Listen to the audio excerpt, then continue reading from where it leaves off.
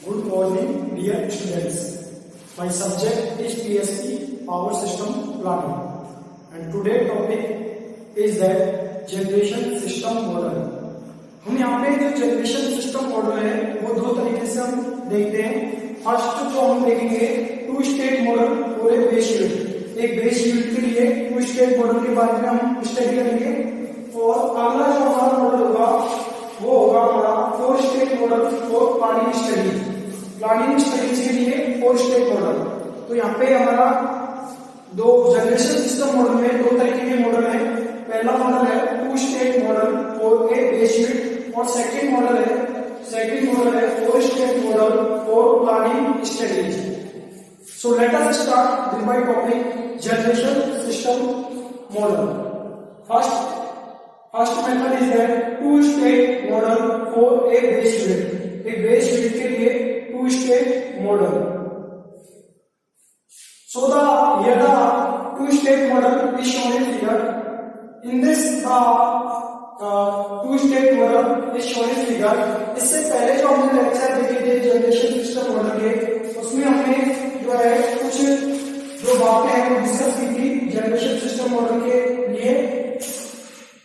जो एक capacity outline probability table होती है जो कि आपको ये बताती है कि कोई भी यूनिट यदि अगर आपका आउटेज होगी, कोई भी यूनिट यदि आपके आउट होगी तो आपकी उसकी नेट प्रोबेबिलिटी कितनी आती है. जब ये हम प्रोबेबिलिटी से कुछ पैरामीटर निकालते हैं जो कि रिलायबिलिटी को डिफाइन करते हैं, यानी कि जनरेशन सिस्टम की रिलायबिलिटी को डिफाइन करते हैं. ठीक है, तो हमने ये कैपेसिटी आउटलाइन प्रोबेबिलिटी टेबल होती है जो कि आपको ये बताती है कि कोई भी यूनिट यदि आपके आउट होगी तो उसकी जो नेट प्रोबेबिलिटी कितनी आती है. ठीक है, अब इस प्रोबेबिलिटी मेथड से हम कुछ पैरामीटर निकालते हैं जो कि जनरेशन सिस्टम प्लानिंग की या जनरेशन प्लानिंग की रिलायबिलिटी को डिफाइन करते हैं. वो कुछ पैरामीटर हैं जिनको हम देखते हैं. सबसे पहले हमारा ये है टू स्टेट मॉडल और a base unit. Here the two unit are given. First is the unit up and this unit is the down.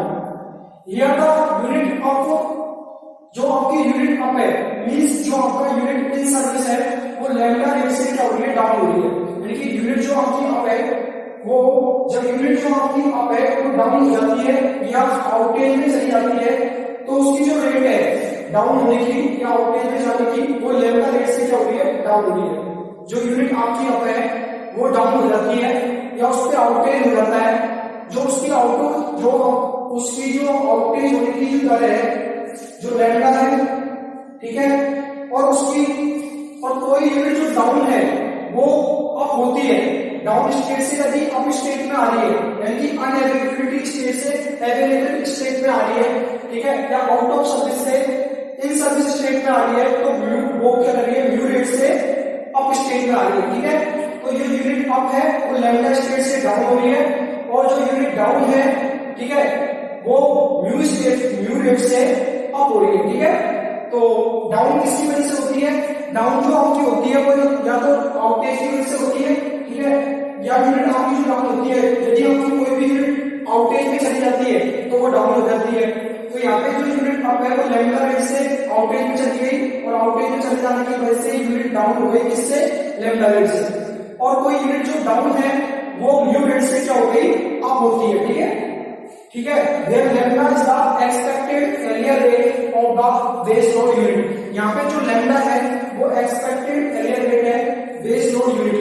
यहाँ पे हमने बेस लोड यूनिट को कंसीडर किया है, यानी स्टेबल लोड को हमने कंसीडर किया है, पीक लोड यूनिट को हमने कंसीडर नहीं किया है. ठीक है, तो लैम्डा क्या है, expected failure rate of the base load unit and mu is the expected repair rate of the base load unit. और mu क्या है, expected repair rate है base load unit की. ठीक है, तो यहाँ पे base load unit पर लैम्डा रिप्रेजेंट कर रहा है expected failure rate को और base load unit पर mu जो है वो expected repair rate को रिप्रेजेंट कर रहा है. ठीक है, इसके बाद में हम कुछ इंपॉर्टेंट यहाँ पर टू स्टेट मॉडल कहलाता है. ठीक है, ये बेस यूनिट के लिए टू स्टेट मॉडल है जिसमें कोई भी यूनिट है वो अप है, वो लैम्डा रेट से डाउन हो रही है, आउटलेट में जा रही है, और कोई यूनिट डाउन है वो म्यू रेट से इन सर्विस हो रही है या अप हो रही है, ठीक है।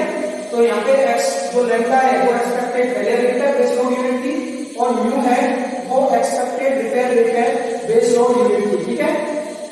इसके आगे हम देखते हैं कुछ इंपॉर्टेंट पैरामीटर्स के बारे में स्टडी करते हैं जो आपके जरूरी है कि आपकी यूनिट अवेलेबिलिटी कब होगी और यूनिट अनअवेलेबल कब होगी, ठीक है। तो next is that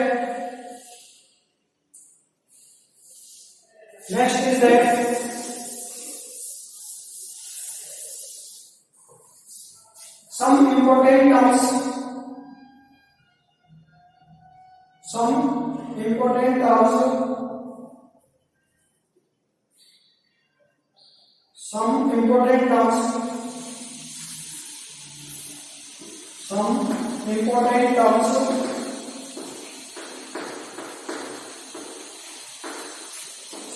important terms कुछ इंपॉर्टेंट फैक्टर्स को यहाँ पे देखेंगे, ठीक है।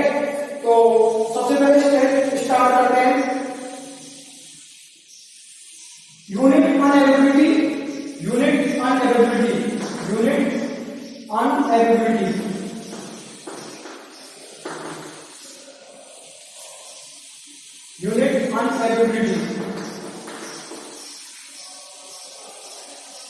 और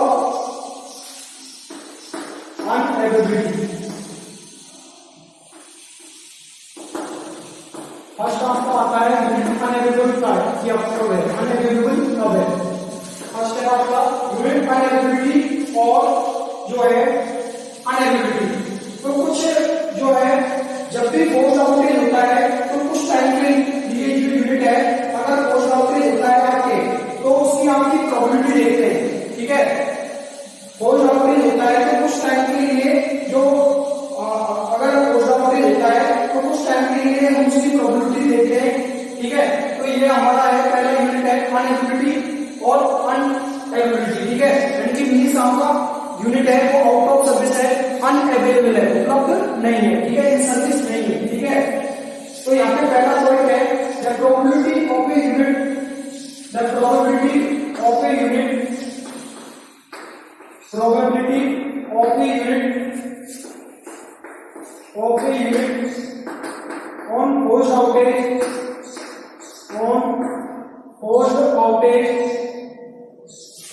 on post outage the probability of a unit on post outage at some distant time in future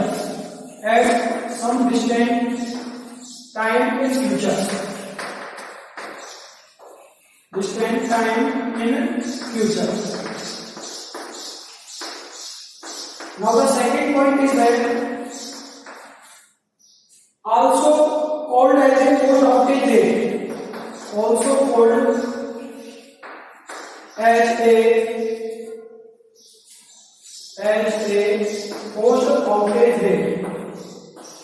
post outage rate, also called as post outage rate.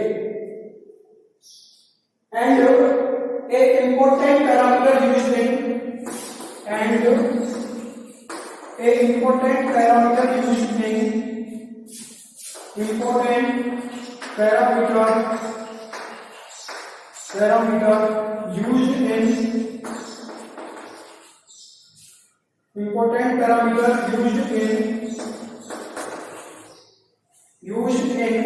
static capacity evaluation.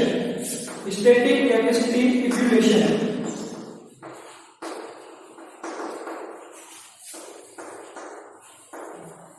capacity evaluation.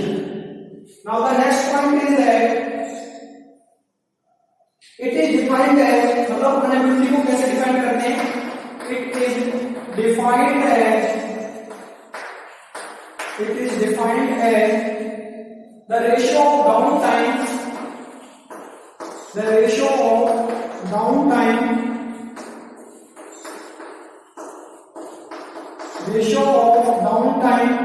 to downtime plus uptime. Downtime plus up time, up time, up time.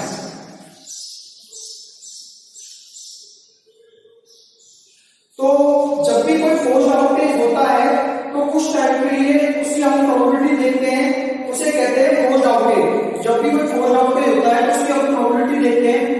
The probability of the unit on force outage, यानी कि कोई भी unit force outage हो रही है यानी out of service हो रही है तो उस यूनिट की हम प्रोबेबिलिटी देखते हैं, जिसको हम कहते हैं फोर्स आउटेज रेट। ठीक है, it is also called as force outage rate, जिसे हम क्या बोलते हैं, फोर्स आउटेज रेट भी कहते हैं। And A important parameter used in static capacity duration, और स्टैटिक कैपेसिटी का मूल्यांकन करने के लिए यह एक इंपॉर्टेंट पैरामीटर है। ठीक है, अगर फोर्स आउटेज होता है तो उसकी हम प्रोबेबिलिटी देखते हैं। ठीक है, यदि कोई भी यूनिट फोर्स आउटेज में जा रही है यानी कि यूनिट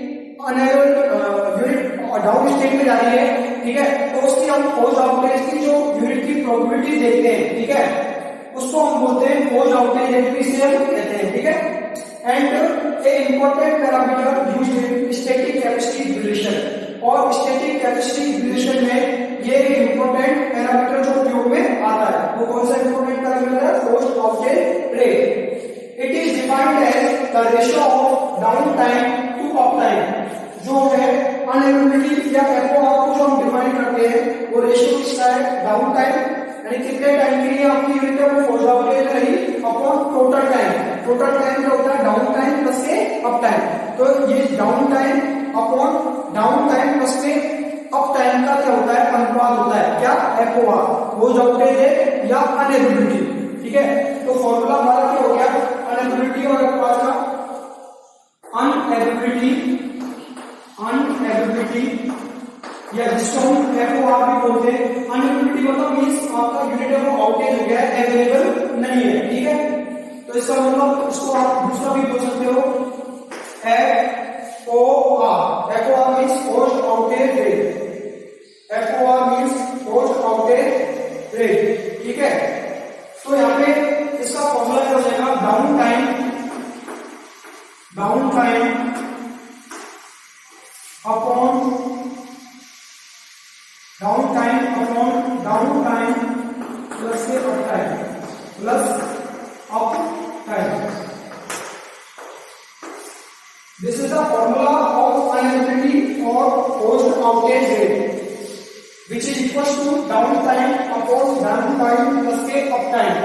ठीक है, now the FOR equals to, now the FOR equals to force outage rate या अनएबिलिटी इक्वल टू एफओआर बराबर होता है लैम्डा अपॉन लैम्डा प्लस के mu, lambda upon lambda plus के mu, which is equal to lambda जो हमारा क्या था, expected failure rate of base load unit. ठीक है, तो लैम्डा हमारा फेलियर रेट था, तो लैम्डा की जगह हम वैल्यू करेंगे 1/n अपॉन लैम्डा की जगह वैल्यू करेंगे 1/n प्लस म्यू की जगह वैल्यू करेंगे 1/r। ठीक है, 1/r, which is equal to आपका जो सॉल्व कर लेंगे इसका आएगा r अपॉन r प्लस के n, r upon r plus के n, r upon r plus के n। So it is called FOR, force outage rate. ठीक है, where lambda equal to, where lambda equal to mean time to repair, mean time to repair, mean time to repair, MTTR, which is MTTR means mean time to repair, which is equal to 1/lambda. ठीक है, which is equal to 1/mu, mean time to repair, which is equal to 1/mu. This is the R, mean time to repair. This is the R, mean time to repair. ये हमारा R है, mean time to repair.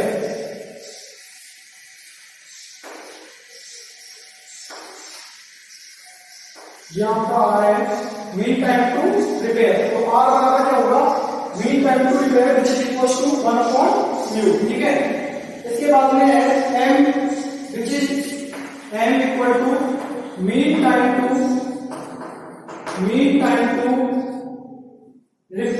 M equal to mean time to repair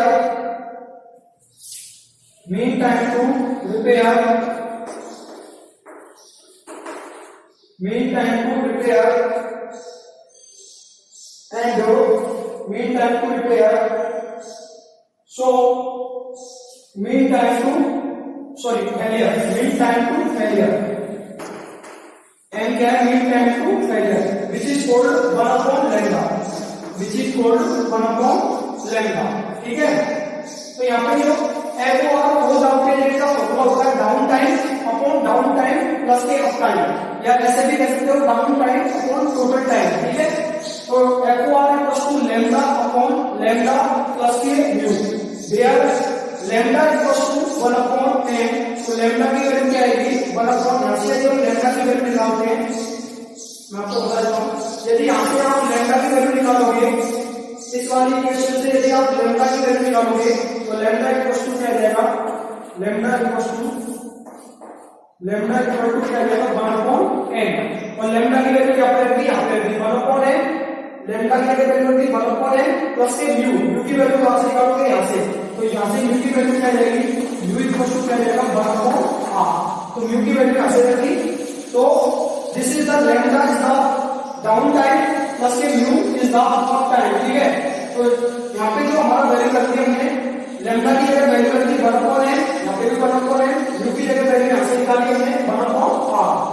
तो इसको हल करोगे तो आपका आएगा आर अपॉन आर प्लस के एन, ठीक है, which is called forced voltage rate, R upon R plus के N, this is called forced voltage rate, ठीक है, फोर्स्ड वोल्टेज रेट। यदि इसको थोड़ा सा लिखना चाहो तो आर अपॉन आर प्लस के N, R upon R plus के एन, ठीक है, this is called equation number 1। तो आपका जो फोर्स्ड वोल्टेज रेट है वो क्या आ गया, FOR equals to R upon R plus K N, where R is the mean time to repair, which is called MTTR, and M is the mean time to failure, which is equals to 1 upon lambda। यहाँ से हम lambda की value और mu की value निकाल के इस equation में रखेंगे तो हमारा फोर्स्ड वोल्टेज रेट आ जाएगा R upon R plus N। Next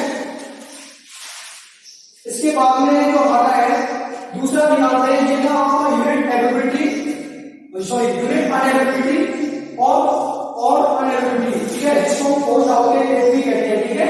unit availability को क्या कहते हैं, फोर्स्ड वोल्टेज रेट। तो हमने फोर्स्ड वोल्टेज की रेट की जो फॉर्मूला है वो हमारा आ गया आर अपॉन आर प्लस के एन। अब इसके बाद में पढ़ेंगे हम यूनिट अवेलेबिलिटी, इसके बाद में हम पढ़ेंगे यूनिट अवेलेबिलिटी।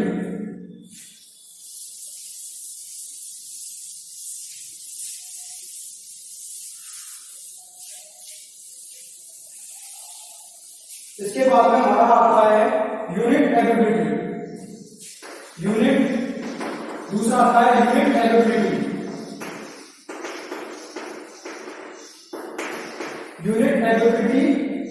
और अवेलेबिलिटी मीन्स आपकी यूनिट अवेलेबल है, ठीक है, मीन्स आपकी यूनिट अवेलेबल है मीन्स इन सर्विस स्टेट में, ठीक है। So it is defined as the ratio of, it is defined as the ratio of, it is defined as the ratio of uptime to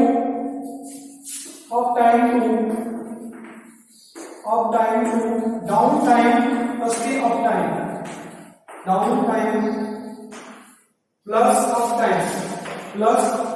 uptime, तो ये uptime upon down time plus के uptime जो है वो क्या कहलाता है, आपका यूनिट एवेलेबिलिटी कहलाती है, ठीक है, यानी यूनिट आपकी अवेलेबल है इन सर्विस स्टेट में, ठीक है। तो इसका जो है एवेलेबिलिटी मीन्स आपकी यूनिट है वो अवेलेबल है, लोड को एनर्जी देने के लिए, एनर्जी सर्व करने के लिए अवेलेबल है, ठीक है। एबिलिटी। और अनएबिलिटी का मतलब क्या होता है, आपकी यूनिट एनर्जी सर्व करने के लिए अवेलेबल नहीं है, लोड को पावर जो है एनर्जी सर्व करने के लिए अवेलेबल नहीं है, ठीक है। और एबिलिटी का मतलब आपकी यूनिट इन सर्विस स्टेट में है और एनर्जी सर्व करने के लिए अवेलेबल है, ठीक है। तो एबिलिटी के बराबर up time upon down time plus up time, down time plus up time, down time plus के अप टाइम।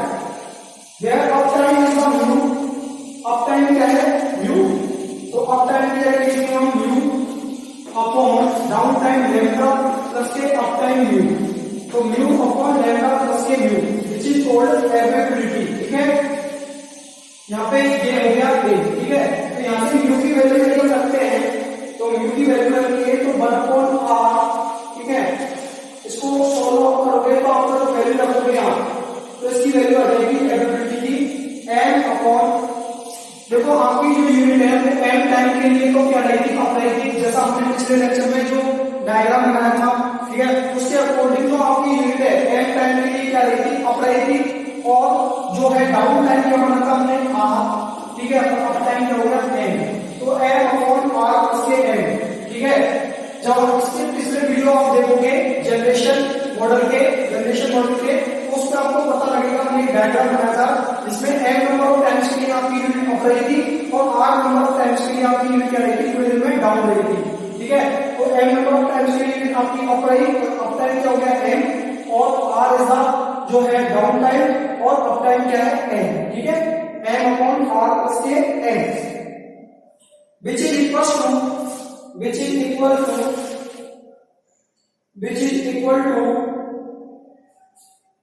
यहाँ पे इसकी जो वैल्यू है वो क्या आएगी, m अपॉन r प्लस के n which is equal to m upon small m upon t, this is called total time. Up time sorry down time plus के अप टाइम, दोनों का जो डाउन टाइम और अप टाइम दोनों का जो सम है वो क्या कहलाता है, total time, which is called t. T is the capital T is the total time. So the ability is given by up time upon down time plus के up time A बराबर mu upon lambda plus के mu, ठीक है। जो आपकी unit है वो है जो अप स्टेट में है तो म्यू स्टेट से अप हो रही है, और लैम्डा स्टेट से क्या, लैम्डा रेट से क्या हो रही है, डाउन हो रही है। तो म्यू रेट से आपकी अप हो रही है, लैम्डा रेट से डाउन हो रही है, प्लस के म्यू रेट से अप हो रही है, तो म्यू अपॉन लैम्डा प्लस के mu which is equal to m upon r plus m which is equal to m upon t, ठीक है। where t is the total time, total time equal to क्या होता है, तो down time और up time दोनों का सम करेंगे तो हमारा क्या आता है, टोटल टाइम आता है, ठीक है। तो m upon t ये हमारा आ गया एबिलिटी, ठीक है, मींस आपकी यूनिट अवेलेबल है, ठीक है। तो एबिलिटी क्या आ गई यूनिट की, a बराबर m upon t, ठीक है। where t बराबर साइकिल टाइम, where t बराबर साइकिल टाइम, t बराबर cycle time, m plus r equal to m plus r equal to mean time between failures, mean time between failures जिसको हम MTBF बोलते हैं, mean time between failures, MTBF। Next है m is the cycle frequency which is equal to 1 upon t, f is the cycle frequency which is equal to 1 upon t and f is the cycle frequency which is equal to 1 upon t। Here the t is the cycle time, क्योंकि कितनी cycle के लिए आपकी unit है वो up और down, यानी पूरी साइकिल आपने कितनी कंसीडर की है, m plus r mean time between failures which is called MTBF, f is the cycle frequency which is equal to 1 upon t। So आज के लेक्चर में हमने पढ़ा टू स्टेट जनरेशन मॉडल हमने पढ़ा, ठीक है, बेस यूनिट के लिए, और इसके अलावा हमने यूनिट अनएबिलिटी और यूनिट एबिलिटी के लिए फॉर्मूला है वो डिराइव किया, ठीक है। अब इसके बाद जो अगले लेक्चर में पढ़ेंगे 4 स्टेट स्टेट मॉडल, ठीक है, फोर प्लानिंग स्टडीज। अगले लेक्चर में हमारा टॉपिक होगा four state model for planning studies. Thank you students, thank you.